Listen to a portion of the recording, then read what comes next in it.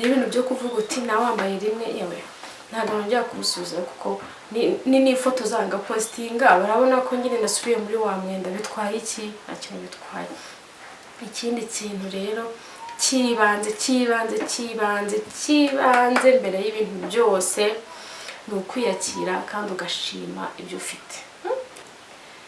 Ikaze ku UmubyeyiMagazine, niba uri mushya hano tuguhaye ikaze. Njye nibahizi umutesi Lide. Niba utarakora subscribe yikore nonaha kugira ngo tugumane ku UmubyeyiMagazine. Muri aka kanya rero tugiye kurebera hamwe impamvu uhora uvuga ngo nta myenda yo kwambara ufite, ngo wabuze imyenda, ngo ibiki kandi wujuje imyenda akabati, kandi muri barize huzuye imyenda, kandi ufite n'imyenda utarambara. Tugiye kurebera hamwe rero impamvu ibitera. Ni impamvu eshatu zonyine. Impamvu ya mbere ni ukugura imyenda itajyanye n'ibyo ukora. Tuvuge uragiye ubonye umwenda ahantu bacuruza imyenda wisugura kubera ko ukunze, ariko muri make ntabwo utekereje ahantu uzawambara. Uguze agakanzu kagufi k'akamini, mbese gafite style nziza, ubona kagaragara neza, gafunguye mu mugongo, umva keza koko. Ako se tekereza ntuzakambara.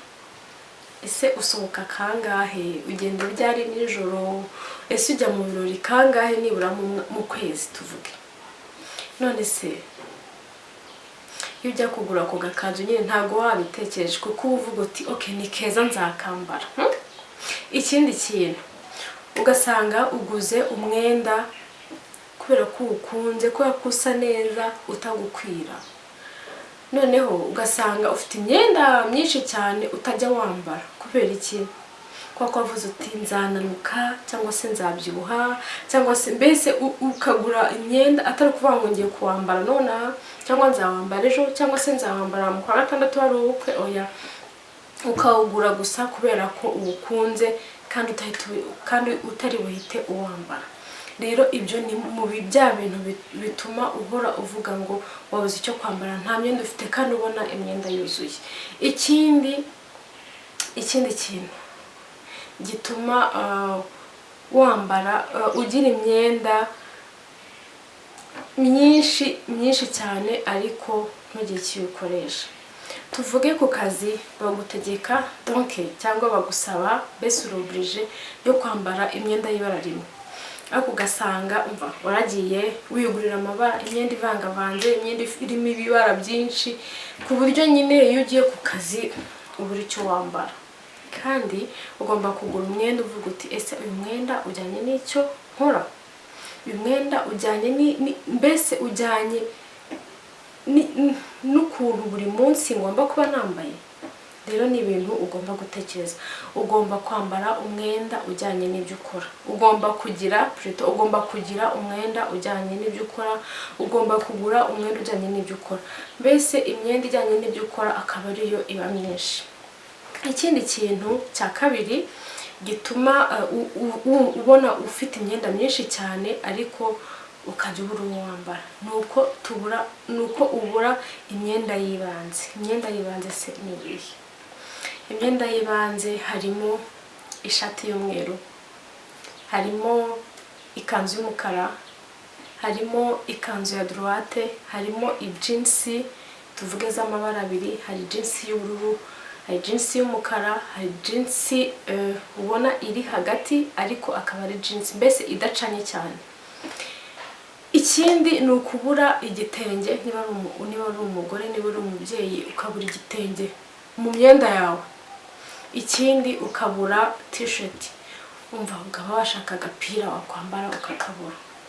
Ikindi kintu cy'ibanze ugomba kujya mu myenda yawe harimo ikote ry'umukara, harimo ikote rya beige, harimo ikote ry'umweru. Mbese ayo makote uyafite nibura ntabwo ushobora kubura icyo wambara, sibyo?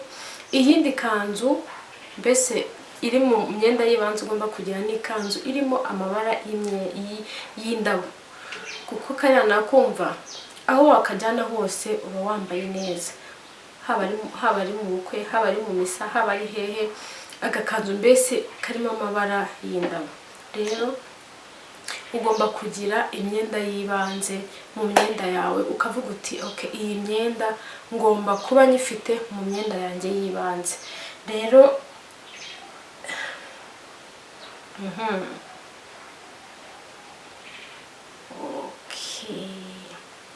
iyindi mpamvu ya gatatu rero, usanga ufite imyenda myinshi cyane, ariko ukavuga uti mva nabuze icyo nambara, nabuze mbese ku buryo ujya kwambara ukavuga ati noneho ndambara iki mana yanjye, noneho gusa nabigenza. Ikindi kintu cya gatatu ni ukugura imyenda udakeneye. Ni ukugura uragenda ukagura imyenda imwe kandi udakeneye, nk'uko nabivugaga hejuru, ugasanga uguze nyine umwenda uzakenera nko mu myaka 2 nko mu myaka 3, kubera ko nyine urakabonye wese ukagura gutyo. Rero ntabwo ari byiza. Rero kugira ngo ugire stability mu myenda yawe, icya mbere ni ukugura umwenda wabanje gutekereza uti uyu mwenda nzawambara hehe, uyu mwenda nzawambarana n'iki mu byo mfite. Ese nashyiraho ikote, ese nashyiraho agasenture, ese banza utekereze mbere yo kwishyura uyu mwenda nzawambara hehe, ese ndawukeneye. Ikindi kandi harimo no gukunda ibintu, mbese ugasanga niba warambaye umwenda umwe, niba warawambaye rimwe, mbese ukumva byarangiye uti se ko nabifotoranyije ninongera kuwambara ntibazabona ko nta myenda mfite. Uvuga uti imyenda mfite irahagije, yego niyi, nawe usubiramo nta kintu bitwaye, upfa kuba umeshe, upfa kuba uteye, upfa kuba uhumura, upfa kuba nsa neza. N'ibintu byo kuvuga uti nawambaye rimwe, yewe ntabwo nongera kubusubiza, kuko ni ifoto zanga postinga barabona ko nyine nasubiye muri wa mwenda. Bitwaye iki? Nta kintu bitwaye. Ikindi kintu rero kibanze mbere y'ibintu byose ni ukwiyakira kandi ugashima ibyo ufite. Sibyo? Ibi ngibi ni ibintu ntabwo ari byo mu myenda gusa, ahubwo n'ibyo no mu buzima busanzwe.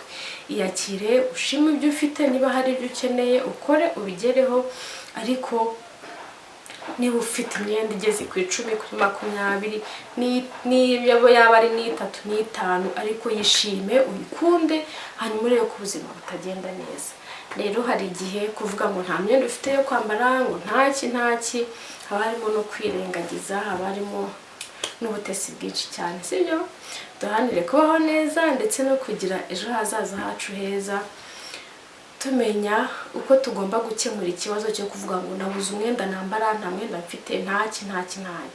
Ibuka kugura umwenda ujyanye n'ibyo ukora, ibuka kugura umwenda wajyanisha n'ibintu byinshi, ibuka kugura umwenda ujye ufite ibara rimwe, kuko ushobora gushyiraho agakote, ushobora gushyiraho agasenture, mbese ushobora kubijyanisha.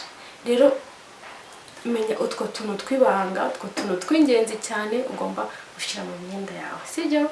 Duharanire kubaho neza ndetse no kugira ejo hazaza hacu heza, tuba smart, tumenya ibyo twambara ndetse tunabikunda. Niba utarakora subscribe, uyikore, ukore like, ukore share, hanyuma tugumane ku Umubyeyi Magazine. Murakoze cyane, naho ubutaha.